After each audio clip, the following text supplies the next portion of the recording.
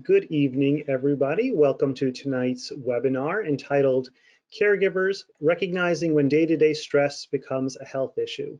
Allow me to introduce myself. My name is Daniel Cukor. I am a clinical psychologist working at the Rogosin Institute in New York, and I am the Director of Behavioral Health.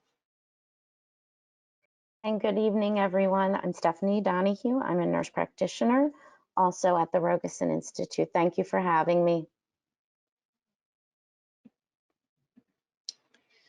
So before we get started, here are some pointers about how to interact with tonight's webinar.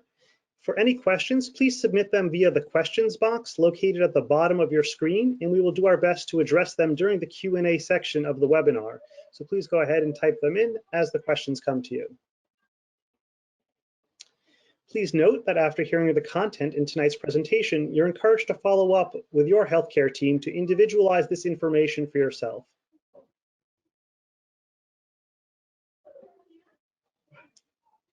And please note that neither myself nor Stephanie have any relevant financial conflicts to disclose. So let's get down to tonight's business. And what we're going to be talking about this evening is to understand the links between stress and caregiver burden. And then we're going to spend some time reviewing some of the research on PKD and caregiver burden. And then I will go through some self-diagnostic tools for identifying the extent of symptoms. And then we will end off with some practical suggestions of what to do to prevent becoming overwhelmed and how to know when it is time to seek help. So let me start by talking about stress and really defining the problem. So what does it mean? We all use this word pretty frequently, but what does it mean to be stressed or to feel stress? So stress is different for different people, and what causes us stress might be all of these things or some of these things. So from an evolutionary perspective, we are evolved to deal with threat by having a fight or flight response. So when this bear on the top left here comes after us, right, it gets our heart racing, gets our lungs going. We are getting ready to get out of there because that is a scary face. But in today's day and age, we don't experience threat in quite the same way. So it might be, work or life balance stress. Here's a picture of some of my stress. This is a New York City street. Or for some people, it might be, medically related stress. So the threat that presents to us seems to be, a bit different than it was as we evolved over time, but our body's response is actually pretty similar. And we mount a coping response. And this is my depiction of what healthy coping looks like. And if you see this person and you're trying to think about, are they going to be able to lift that weight? What do we think? So on the one hand, the demand is substantial. It is a lot of weight, but on the other hand, the resources look sufficient, right? He looks like he's got some strong muscles. He looks like he's mentally focused. I think he'll be able to lift it. However, unhealthy coping, this is my depiction, you can see that even the weight itself, the demand is perceived as being much larger than perhaps it really is.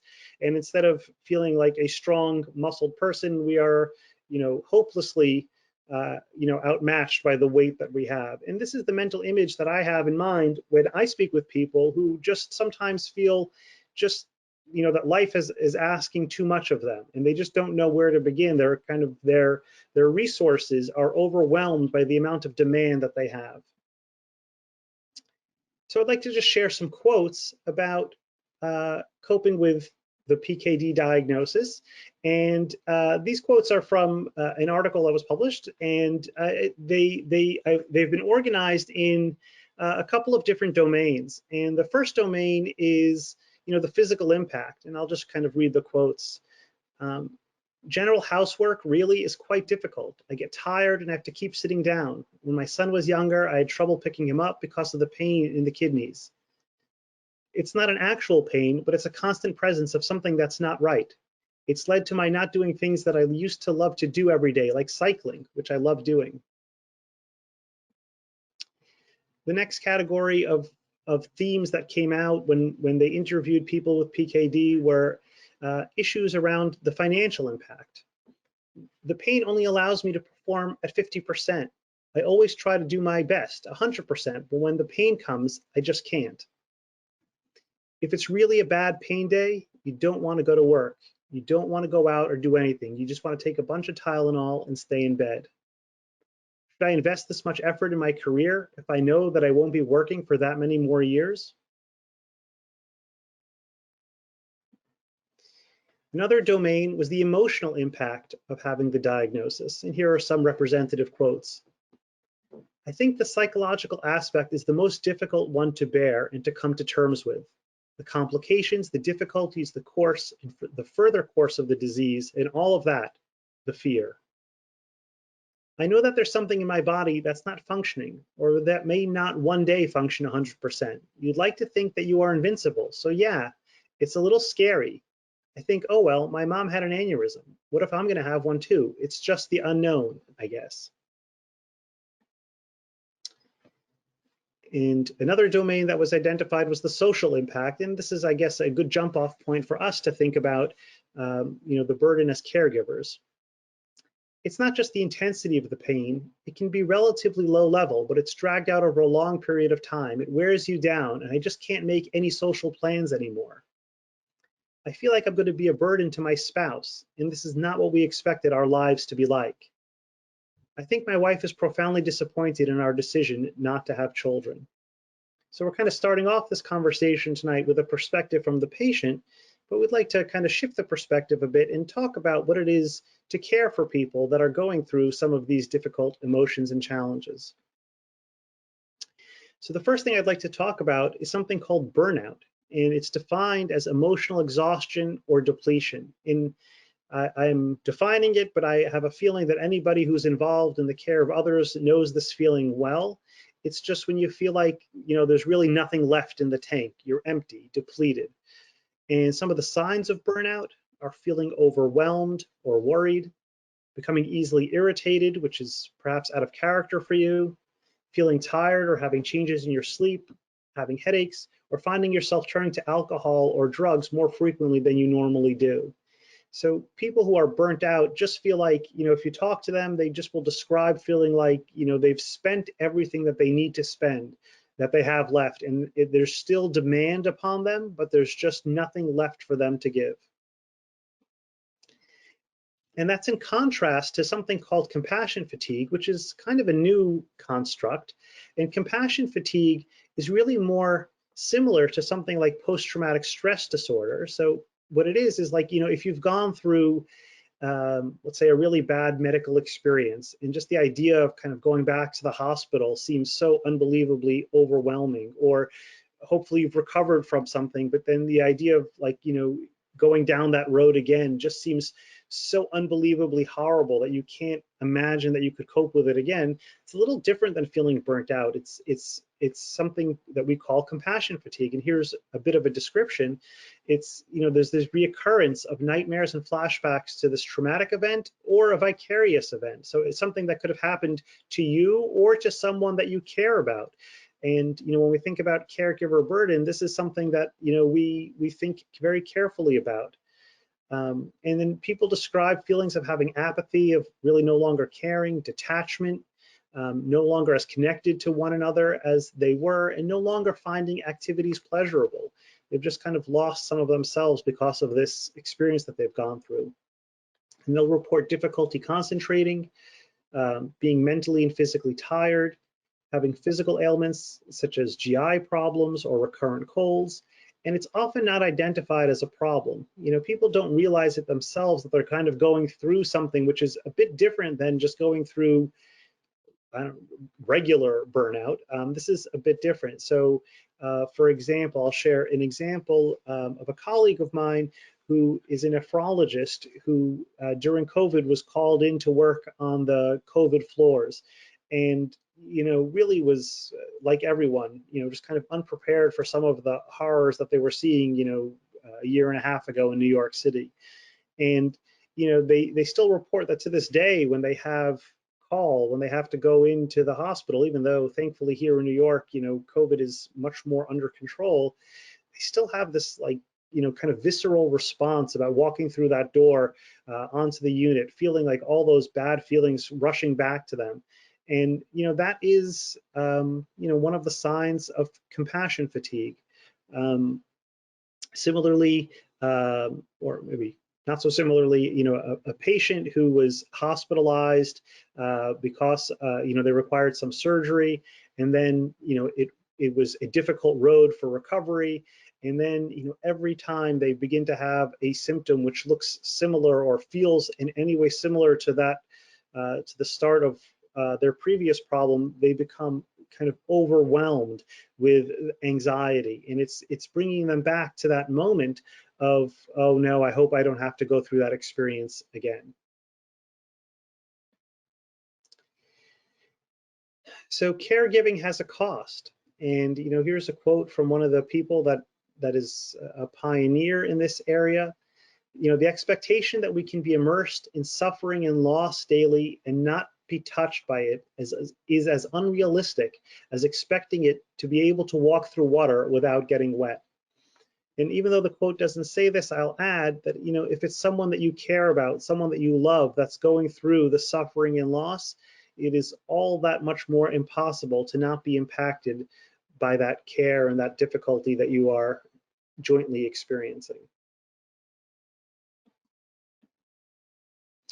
So now I'm going to kind of turn it over to Stephanie to talk about some of the research that has been done on PKD caregivers. Thank you, Dr. Cukor. I also started the section with a quote by a pioneer in the area of compassion fatigue, Charles Figley, also a Ph.D., who at one time stated, "All of us who attempt to heal the wounds of others will ourselves be wounded. It is, after all, inherent in the relationship." So I added this because I think that so often we just expect that this is something we should be able to do, that it should not be an issue for us. We're strong enough, we have enough reserve, we can do it. All of us who attempt to heal the wounds of others will ourselves be wounded. It's profound and true, and I just thought it was a good place to start. Next slide, please. Thank you. So I'm sure those of you in the PKD community who are listening tonight are not surprised by the fact that there is not a whole lot published about autosomal dominant polycystic kidney disease and caregiver burden.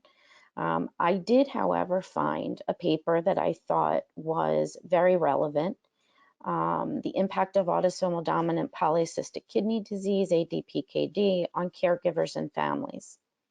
So the background for the work was the knowledge that commonly multiple members of a family across several generations can be affected by PKD. And so oftentimes you see that the caregiver is a patient themselves, and that adds quite a bit to the burden. And so the study really looked to explore the burden experienced by caregivers for patients with PKD. So the focus group was 139 caregivers across 14 countries, including the United States. And what they found was, no surprise, but the caregivers for patients with PKD provide assistance with activity of daily living and emotional support. 25 of the caregivers were also diagnosed with PKD themselves, which, as we said, elevated their burden. Almost all of the caregivers studied supported immediate family members, which in my opinion also elevates the burden, because these are the people nearest and dearest to you usually. And then a much smaller percentage took care of distant family members and or friends. And so the caregivers reported impacts on several aspects of their lives. And that included emotional aspects of their lives, social, work and employment, financial, and physical. So almost 75% of caregivers for people with polycystic kidney disease noted emotional impacts on their daily life. So this was significant. And the conclusion was that caregivers for patients reported substantial impacts on their daily lives, which was consistent across countries. And the authors felt that defining the caregiver burden is really essential to understanding and supporting the PKD community, which I agree with 100%. Next slide, please. So in researching caregiver burden for this and other presentations, I've looked at multiple papers. So polycystic kidney disease, but also other chronic diseases, including chronic kidney disease, and found that almost across the board, the stress on the caregiver was found. My own opinion, we need more research into PKD, a unique disease with its own special variables, including the genetic component. I mention this because in my years of working with folks with polycystic kidney disease, I found two really pervasive feelings, emotions in the caregivers, in the patients also, but in the caregivers for sure. Anticipatory anxiety. So anticipatory anxiety is what it sounds like. You are anxious about things that you anticipate will happen. And so the caregivers are always wondering, when will the next problem occur? The next urinary tract infection, kidney stone, hospitalization, whatever it is. And then, of course, the big anxiety item, which is, when will that other shoe drop? When am I going to hear that my loved one needs to consider what we call renal replacement therapy, dialysis or transplant? And then also guilt. So this could be, if the caregiver is a parent and the parent is a patient themselves, so they have guilt in the knowledge that they have passed on PKD to their child, guilt that they can't, quote, help them enough, cure them.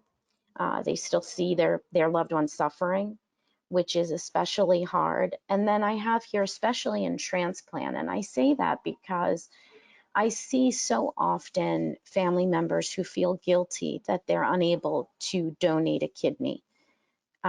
So for example, either because they have PKD themselves or some other type of issue that precludes them from being able to donate a kidney. The last point I have on this slide, I wasn't sure I should put in because I know everyone is already so busy, and that's why we're here tonight, right? But should you ever be asked to help us understand the caregiver experience, a survey, a questionnaire, something, please consider doing it. Even if you think, oh, I'm sure they have enough information. I'm sure there's nothing new I can add.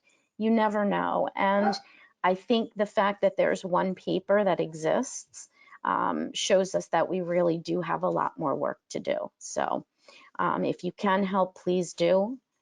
And the next slide. So I know this is a presentation about caregiver burden. However, I did want to point out the many positive aspects of caregiving. I think it's important. I think it's what keeps us giving care. And there are certainly more, but here are just some. Strengthening our connection with others. Caregiving strengthens our connection with others. It helps us to find greater meaning and purpose in our own lives. It helps us to grow personally. It gives us gratitude for being able to help the people we love and being healthy enough ourselves to help them, it gives us a feeling of self-efficacy, because we have to be able to at least somewhat take care of ourselves to be able to take care of someone else. It gives us knowledge that our loved one is receiving good care from us. That's a big one. And then it gives us the knowledge, and this may be one that you've not thought of before, but the fact that you're modeling caregiving every day for someone, it may be your child, it may be someone else in your family, it may be the neighbor of the person that you're taking care of, but you're modeling caregiving for other people. And I think the hope is that the people who see what you're doing will continue that in the future, will continue that tradition. And next slide, please. And so I did find an article that I think describes this really well, and I wanted to present it here. The positive aspects of caregiving, rounding out the caregiver experience. And so the objectives were to identify positive aspects of caregiving and examine how they're associated with caregiver outcomes. The authors looked at a national sample from the Canadian Study of Health and Aging. There were 289 caregivers studied, and the caregivers were asked whether they could identify any positive aspects of their caregiving role. And not surprisingly, 211 caregivers, so that was 73%, were able to identify at least one positive aspect of caregiving, almost 75%. And then an additional 7% were able to identify more than one positive aspect. In addition, very important, positive feelings about caring were associated with lower depression scores, lower burden scores, and better self-assessed health scores in the caregivers. So the conclusion that the authors made, and it was good for me to read this because I think sometimes I forget that in looking at caregivers, I need to look at more than just their burden. And so the authors point out clinicians should inquire about the positive aspects of caregiving if they are to fully comprehend the caregiver experience and identify risk factors for negative caregiver outcomes. So thank you, Dr. Cukor. Thank you, Stephanie, for walking us through some of that important literature. Unfortunately, that's a pretty short list of studies that you were able to go through, and hopefully as we continue to raise awareness and advocacy work continues, it will spark more scientific study of caregivers and the kind of positive and negative roles that they take on. So kind of jumping off of that, what I'd like to spend a few moments on is how do we know if we are experiencing too much distress or not? You know, what is a healthy amount or not a healthy amount? And what I'm going to do now is kind of go through a few screening measures. And, you know, the point is not really to, certainly not to diagnose you, but the point is really just to kind of give you a sense of how we would go through screening somebody for, we'll go through depression, worry, and caregiver burden. So this is a very common measure for depression. This is called the Patient Health Questionnaire 9 because it has 9 questions associated with it. And it's over the last 2 weeks, how often have you been bothered by any of the following problems? And then there are 9 symptoms which are the cardinal symptoms of depression. And the person will go through and check off for themselves how often are they bothered by that in the past 2 weeks. For example, losing interest or pleasure in doing things. And you know, so if that's not at all, you would score yourself a 0. If it's several days out of the last 2 weeks, that's a 1. If it's more than half the days, it's a 2. If it's nearly every day, then it would be a 3.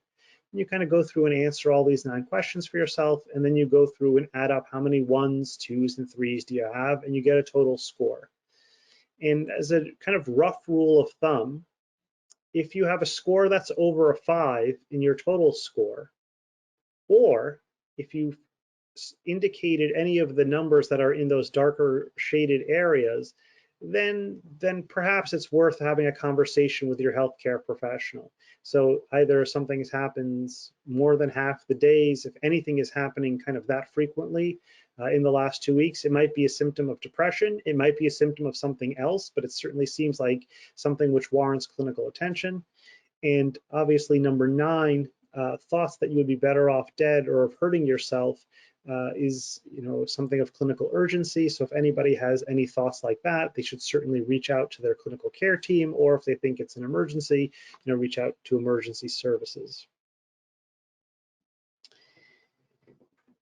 The same people developed a measure for generalized anxiety disorder, or commonly known as worry. And again, it's kind of the same basic concept in the questions. Over the last 2 weeks, how often have you been bothered by the problems, by the following problems?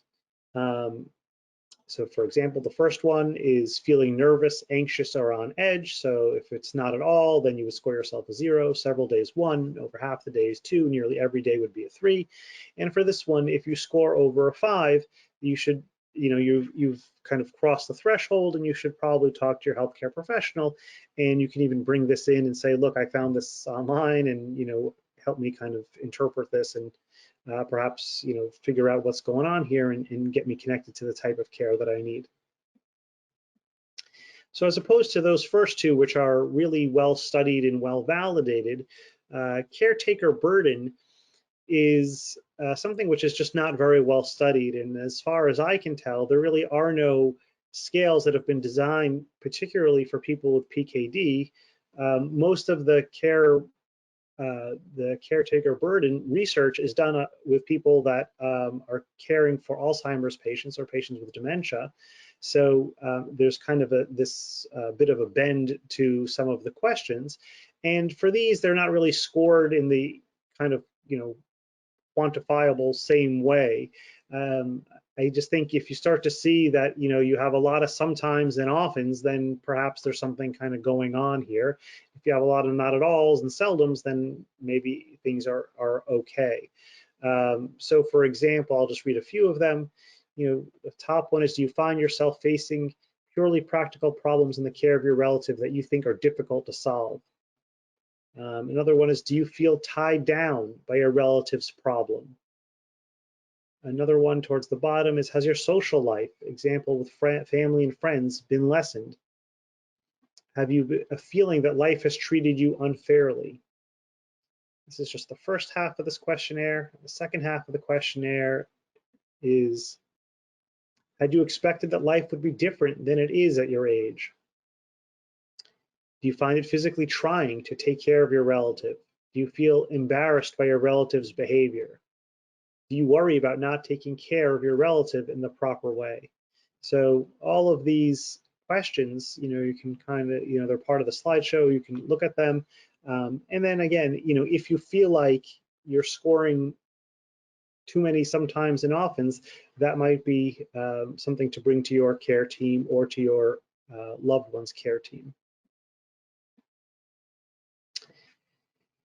Again, if you have any questions, there's a questions tab on the control panel that you should have in front of you. You can go ahead and type those questions, and we will address them at the end of our talk this evening. So the next part of our talk is strategies to manage emotional impact. And here we're just going to give you, first I'll give you some general pointers, and then Stephanie will walk through some more pragmatic, practical suggestions with you. So I actually stole this from Stephanie, but this is the oxygen mask theory. We're all familiar with this. If you fly on a plane, it says place the oxygen mask on yourself first before helping small children or others who may need your assistance. And obviously this is not meant to be proverbial, but literally they would like you to do this if you are in a disaster on a plane. But we've kind of extended that to life as well, that it is very hard to care for another person. In fact, impossible to care for someone else if you yourself are compromised. So it's not an act of selfishness to actually care for yourself, but it's an act of selflessness to prioritize yourself so that you will be able to provide that care to your loved one.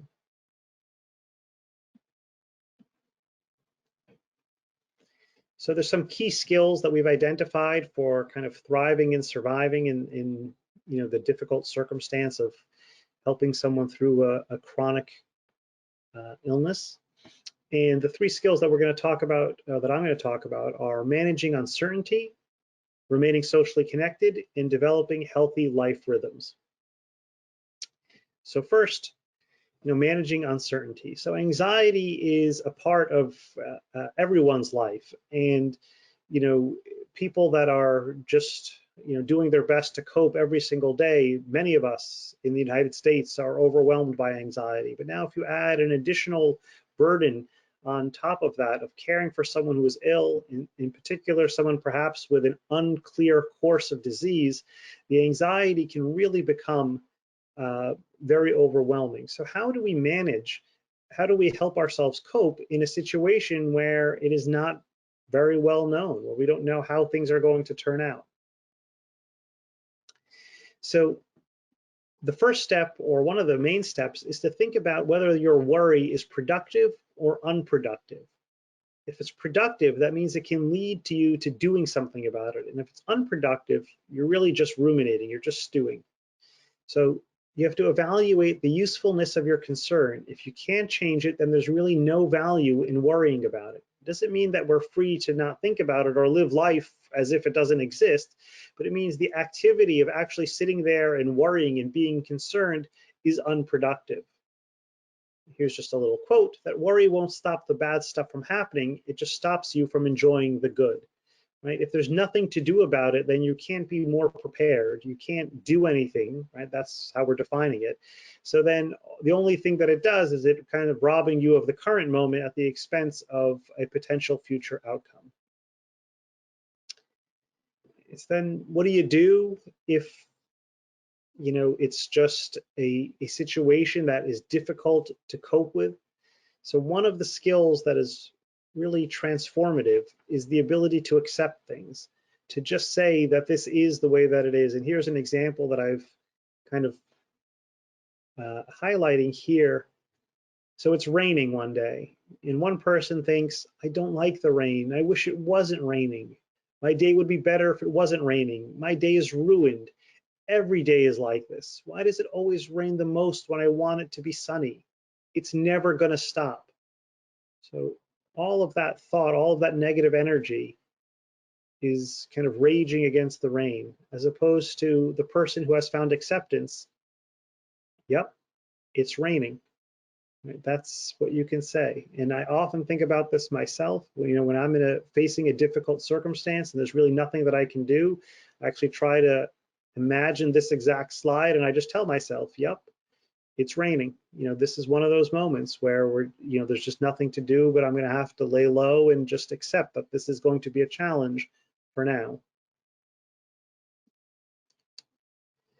So the second skill that I would like to talk about is social connection. And I think never has this really been more brought to light than dealing with the fallout of the pandemic over the last year and a half and ongoing, how isolated people have felt. And the social connection that we all need in our lives is, a deep-rooted biological reality. And it's true that for different people, there's different levels of social connection that they require.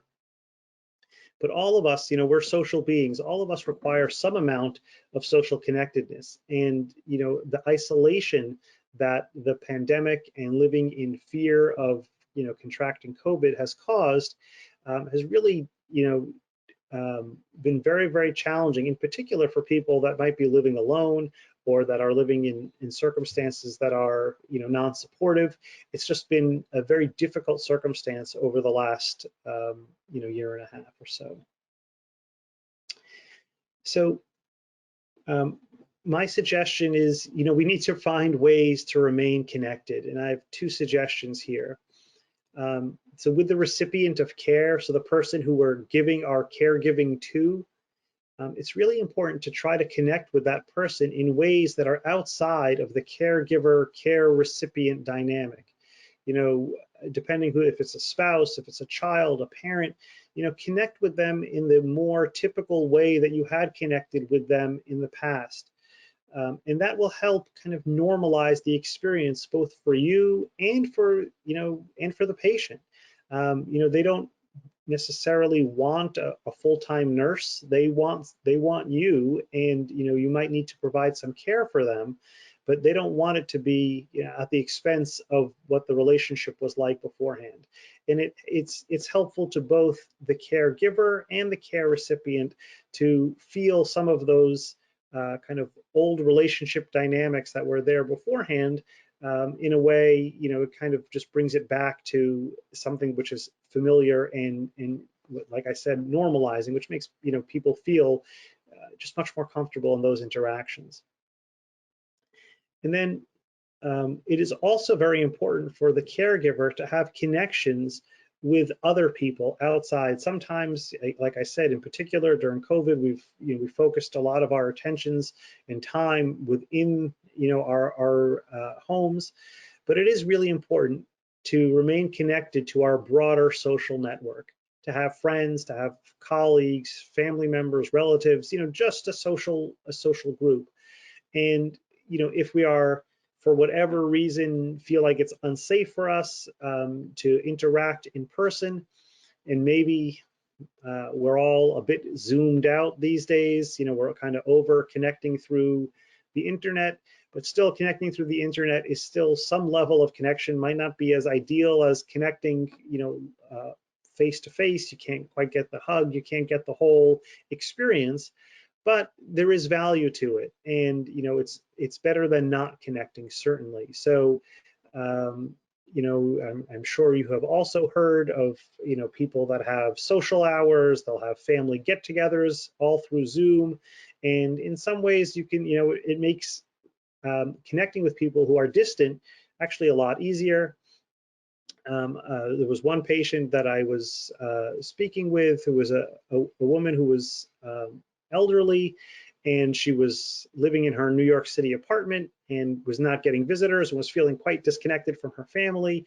And she reached out to her grandchildren, and her grandchildren were all of college age, and they were kind of literally all across the globe pursuing their lives, and they hadn't gotten together in person in many years. And she created an experience, a Zoom experience, where they could join for 1 hour a week and play some sort of online game.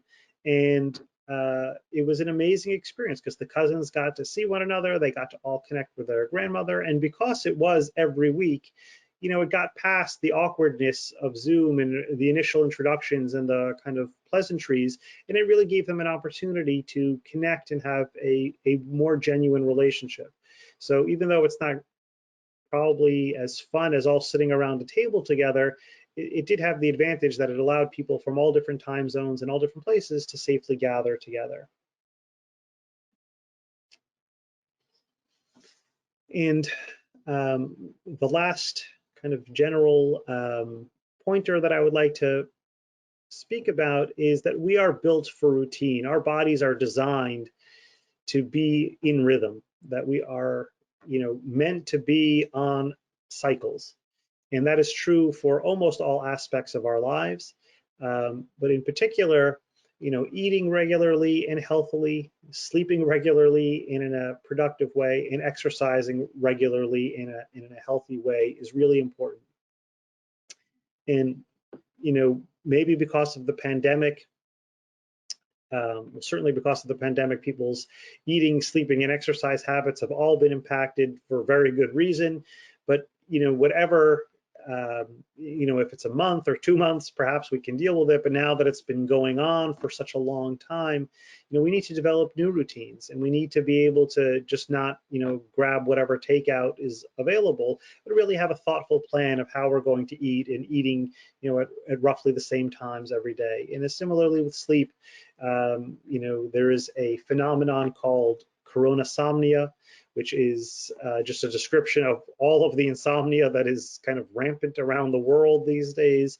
And part of that is due to the fact that because we're not on such regular schedules, people are sleeping when they want to sleep, waking up when they want to wake up. And what happens over time is, if you don't have a disciplined schedule, you end up just feeling very off kilter. You're not going to sleep at the same time, so it's very difficult to fall asleep when you'd like to, if your body gets accustomed to just kind of falling asleep when it feels tired. So, you know, that's not how we're kind of optimized in terms of our productivity. You know, if we could, you know, going to sleep at the same time every night and waking up at the same time every morning is really a much better recipe for feeling rested and for feeling rejuvenated when we get up in the morning. And similarly, exercise, you know, it's been hard to get fresh air, it's been hard to get out, but, you know, whatever is appropriate for your level of health, it is very important to remain active. Certainly been a challenge during, at least in the, you know, kind of lockdown periods of the pandemic, but now hopefully as the regulations are loosening a bit, we can get back to or create some new exercise habits.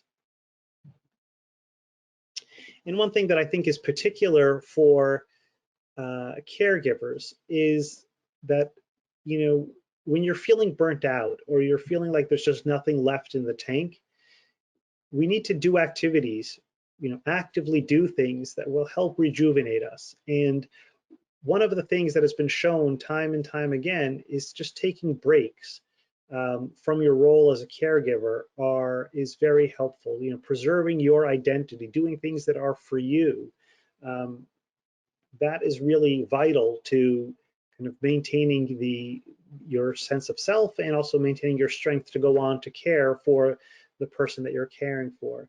So we need both physical and emotional breaks. So whether that's something as kind of minor as taking a few moments to read with perhaps someone else available, if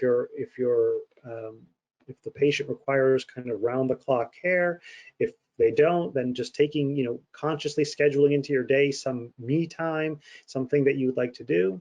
And then on the other side of the scale, you know, taking some time and saying, you know what, I need an actual physical break. You know, the world is opening up again. Maybe it's safe for me to travel. Let me start planning some vacation. And I found that for a lot of people, even just having the hope or the beginnings of a plan of vacation, you can already kind of feel life returning to normal. So now, Stephanie, would you like to walk us through some practical suggestions? Sure. So I have added here that if you notice symptoms of compassion fatigue, caregiver burden, intervene as soon as possible. We know that this is something that happens over time with cumulative impact of the caregiving. So I don't really know that there's a benefit to waiting.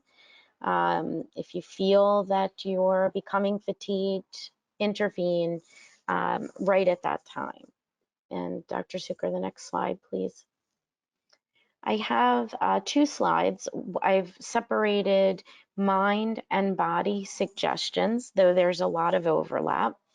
And the first set of suggestions I have here are meditation, guided imagery, prayer, breathing. There's so many things that I could have put in here, but I just included some that I particularly like and that are very quick.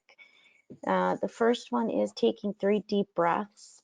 We call them cleansing breaths at any time before you answer the telephone, maybe before you answer the door.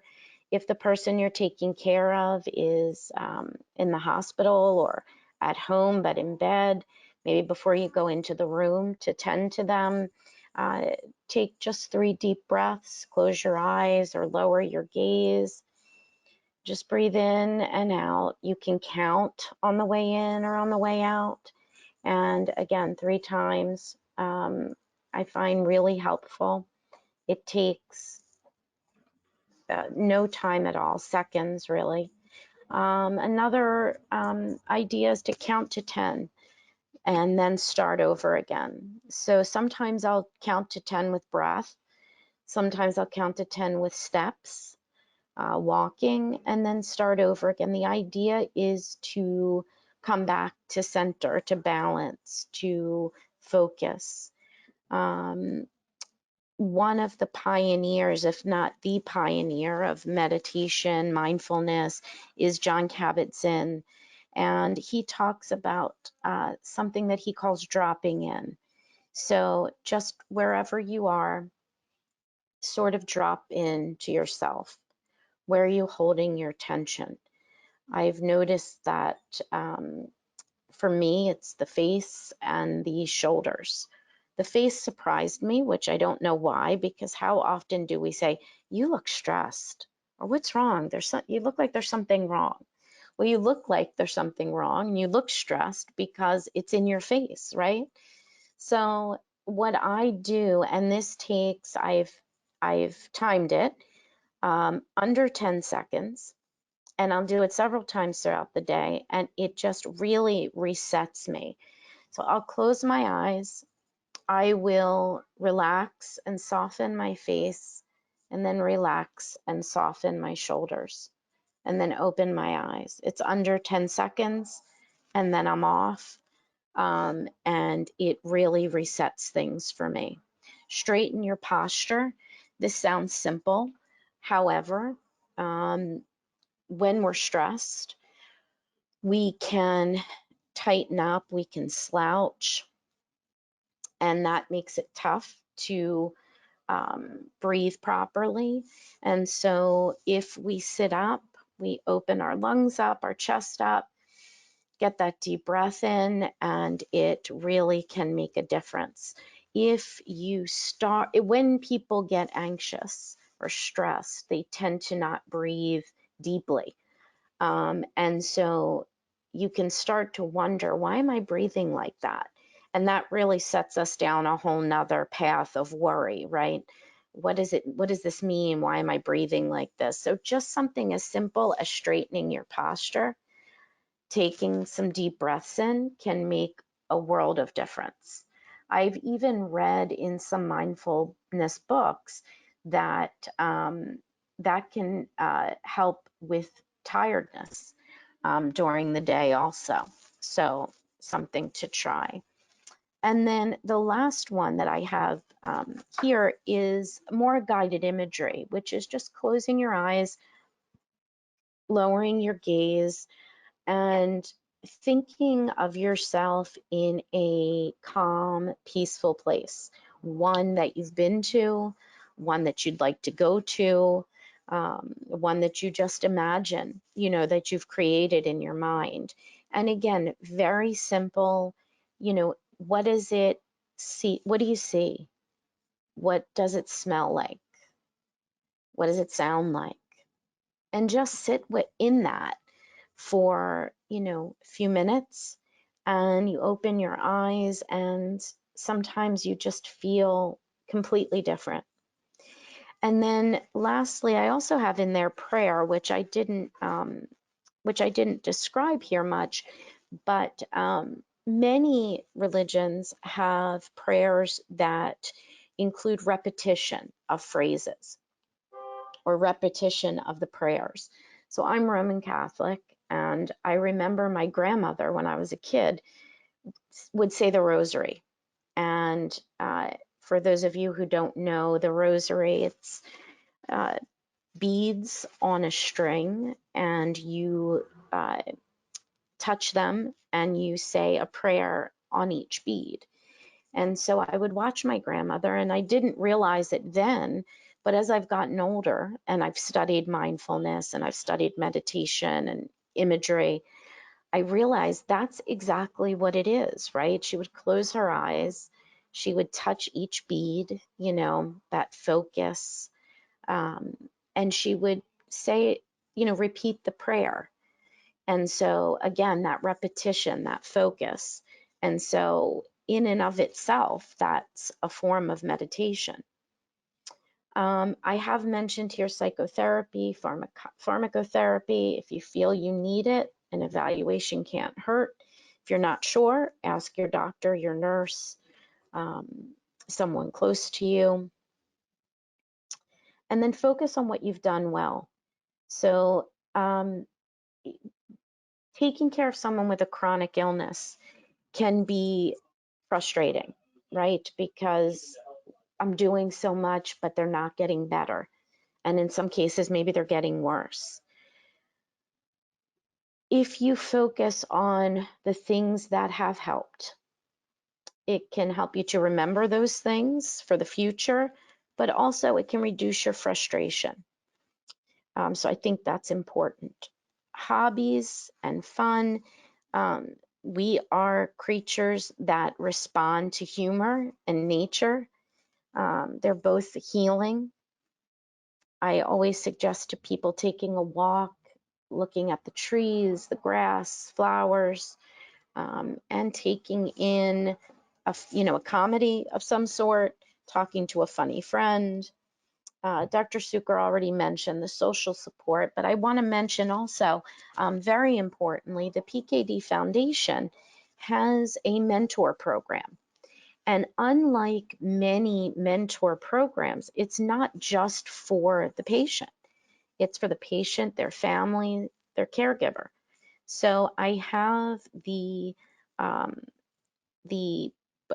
email, the website here, peer mentors at pkdcure.org, and you might find that to be a resource that works well for you. And then the next slide, I have listed some body suggestions. Dr. Cukor's already mentioned some, but as far as good nutrition, I am guilty of this myself. Eat and drink throughout the day when you can. So often we say, oh, it's not the right time. Oh, I'll do it later. Sometimes later never comes. And I'm sure, as caregivers, you know that. So very important, particularly the drinking. If you're someone with PKD yourself, make sure you're hydrated. Any time that you can get a few sips in, do it. I mention a couple of things here, not to the exclusion of other things, but a whole food diet, the Mediterranean diet, have been found in some studies to lower anxiety, depression, stress, limiting caffeine and alcohol if we are stressed. Caffeine especially can make us feel more stressed. It can give us some physical symptoms of stress, like heart palpitations, things like that. Alcohol, if we're feeling a little sad, if we're feeling a little depressed, can make that a bit worse. So be careful with those two things. Exercise, as Dr. Cukor mentioned, there are studies that have shown that exercise can be as effective as medication for some mild anxiety and depression. So, within the confines of your own physical situation, a little bit of exercise can be a good thing. And then finally, sleep. So 7 to 9 hours per night is what is currently suggested by the CDC and other sources. Sleep is restorative. It helps build resilience, which we certainly need to deal with what comes at us throughout the day. And then the lack of sleep can contribute certainly to anxiety and depression. So you want to try to get 7 to 9 hours if you can. Thank you, Dr. Cukor. Thank you, Stephanie. So just in summary here, as we kind of wrap up, I thought it would kind of put together, a summary of the talk with really a game plan of, how do we build resilience? How do we, improve our ability to cope? So I think the first step is to start with an honest assessment of what's going well and what is not going well. And, sometimes that can be a little disappointing when we highlight all the things that aren't going well, but sometimes maybe it'll make us feel a bit empowered as well as we make a list of all the things that we are doing well. and it allows us to focus our resources on the areas that might need some extra attention. So then you identify your strengths in the areas that you could improve. And you can develop what I call an asset map here. Is like who and what resources can you draw upon? So I have a practical problem. I can't get to the doctor's appointments. I can't take my my spouse to the appointment because I have to work that day. Well, who else or what else can I do to help that person get there? Maybe I don't need to take off as much time from work. Is it essential that I be there? Let me kind of think that through. And then, very often we're focused on the pragmatic challenges of caregiving, but we have to also, keep in mind the emotional components of caregiving and think of them on our list of things that are we doing well or not doing well. And if we're not doing it well, if we're struggling, what are the things that we can do? Again, same thing. Who and what resources can we draw upon? And we have to develop a plan for moving forward. Hope for the best and prepare for the worst. And make a plan for our own self-care, caring for our physical health, as we've said for time and time again this evening. Eat right, exercise right, and sleep right, and care for your mental health as well. Be honest about your needs, try to practice gratitude, acceptance, and taking physical and mental breaks. Try to develop short-term attainable goals. This is what I'm going to do in the next week. This is what I'm going to do for the next month. And then I'll reevaluate and see how I'm doing then. And celebrate your own successes, even if they're minor. Sometimes we have a tendency to just focus in on all the things that we're not doing well, all our shortcomings, but really take a moment to celebrate and to own the successes that we have.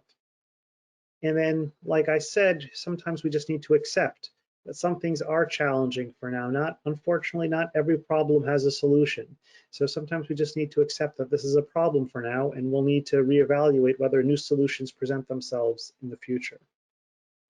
And the last idea that I'd like to end on is a bit of a positive note, is that when people go through really difficult experiences, sometimes they come out on the other side with something which we call post-traumatic growth. And that's, as I defined it here, a positive psychological change experienced as a result of adversity and other challenges in order to rise to a higher level of functioning. So sometimes as we go through these difficulties, even though nobody would welcome them upon themselves, we find out something, we learn something about ourselves, that we're a little stronger than we thought we might be, or that when pushed to it, we can rise above some of the challenges that maybe we thought we were not sure if we could or not. And this post-traumatic growth can be very empowering for people, and it can be something that people can focus on and take with them as they move forward. Here is our contact information. If you have any questions, you can either, we have a few moments, you can ask us now in the questions tab, or you can please feel free to reach out to us. I think we have time perhaps just for one question. And Stephanie, I'll ask you a question that I often get asked. If a caregiver is going through some challenge in caring for their patient, is it appropriate, do you think, for that caregiver to speak to the patient's care team about their challenges? Yes, I do actually, and I've had this many times over my years where the person who's taking care of my patient will come to me and talk about things with the patient's knowledge, of course, and often with the patient there. But yes, I do, because you and I are always saying in behavioral health, this isn't just a disease about the kidneys. And this isn't just about one person. It's about, their family, their caregiver, whomever that may be. So yes, I think it is appropriate. Okay. Well, thank you very much, Stephanie. And thank you all for joining us this evening and for this conversation. And we wish you all a good night and good luck in your support of your loved one. Thank you, Dr. Cukor.